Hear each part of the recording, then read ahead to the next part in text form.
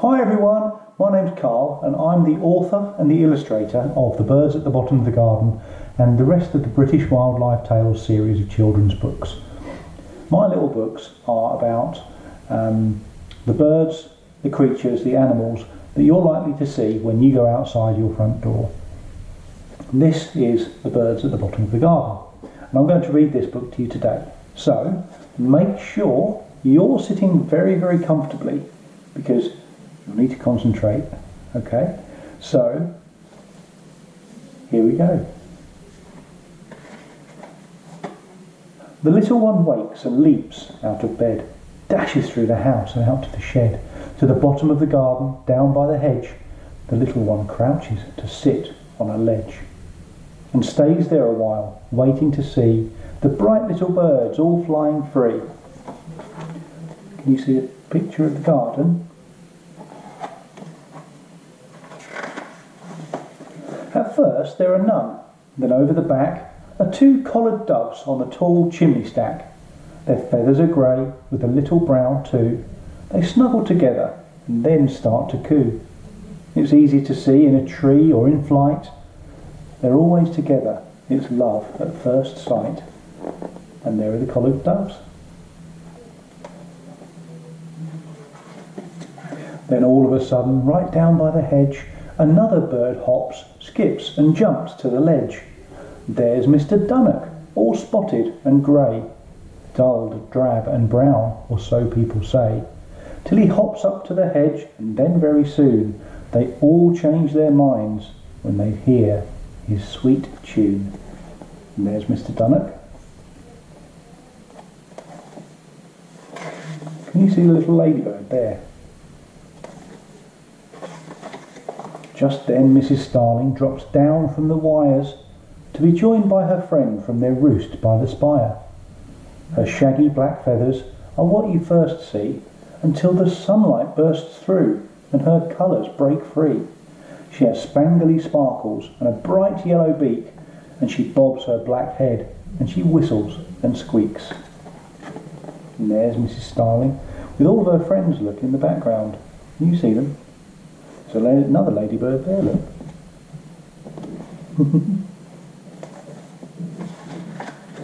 A startling sound bursts down from the sky.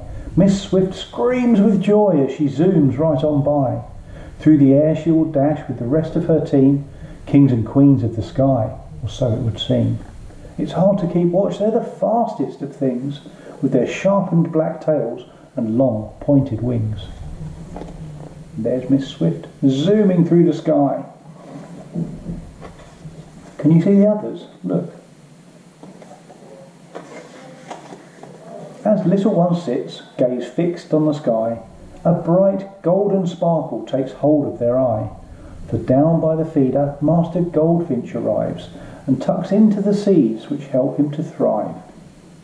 He has red, rosy cheeks and a shock of black hair. He has two golden flashes and he sings with great flair. Look. Can you see his red cheeks and his black hair?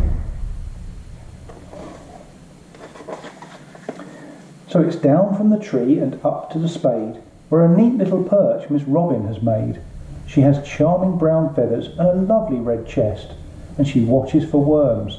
They're the food she loves best. She's a bit of a bully, you might say, if you'd seen her dashing around chasing birds from the feeders. There's Miss Robin on the top of the spade, look. The garden begins to be filled with the sound of all of the birds that are flying around, and one song comes through, and it's really the loudest. Singing his song, Mr. Blackbird is proudest. His feathers are black and his beak is bright yellow. With his tail in the air, he's such a smart fellow. And there's the blackbird, look.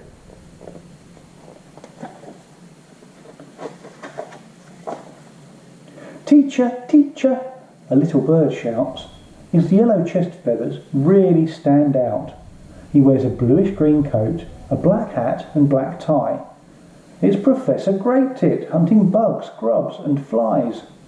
He jumps through the hedge and out just as quickly, with a dash through the bramble, even though it's so prickly. There we go, look, there's Professor Great Tit with his black hat and black tie. Can you see he's on an oak tree, look? Look at the shape of those leaves. Then Miss Blue Tit appears through the branches and twigs. She's like our friend Great Tit, but she's not quite as big. Instead of a black hat, her hat is blue. She heads to the next nest box where her husband lives too. Inside they fluff feathers and wiggle their legs as they take it in turns to warm up their eggs. And there's Miss Blue Tit.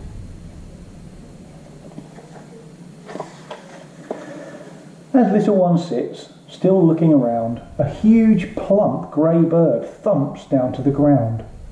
With a clap of his feathers, he takes off in flight to show off his wings with his dashing white stripes. In his dapper grey suit, a pink bib and green collar, it's cuckoo, coo, cuckoo. You'll hear Wood Pigeon holler. And there's Mr. Wood Pigeon, a huge plump grey bird. The back door swings open and Mummy steps out. She looks down the garden, she's searching about. She heads down the path and walks through the gate. She shouts, "Lunch is ready!" "Oh, Mum, can't it wait?" Mummy replies, saying, "I beg your pardon? Can't I stay with the birds at the bottom of the garden?" And that's the end of the story of the birds at the bottom of the garden. But in the back, I put some notes for mummies and daddies and anyone else that looks after young children.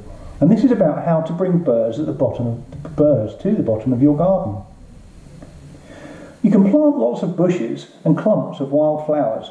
Remember to water them unless there are showers. You can hang out a feeder and make a bird table, or even a nest box if a grown-up is able. And there we go, there are some of the things, look, that you can do to attract birds to the bottom of your garden. Now, I've also added a little bit that says about how you can watch for birds at the bottom of your garden. And the first thing you need are two beady eyes. You'll use them to search through the trees and the skies. The next thing you'll need are your left and right ear. When the birds start to sing, these will help you to hear. Then a pen and a pad will help you take notes. And the last thing you need is a hat and a coat. So at the back of the books we've put in a checklist so that you can go through and look at the pictures, remind yourself what the birds look like, and when you see them in your garden you can put a little tick in this box and then mark down each of the birds as and when you see them. So I hope you have lots of fun looking for birds at the bottom of your garden or anywhere else that you can find open space and trees and bushes, because most of these birds should be available for you to see. Thanks ever so much for listening, and it's been lovely sharing my story with you, and I'll read another story soon. Take care now, bye bye.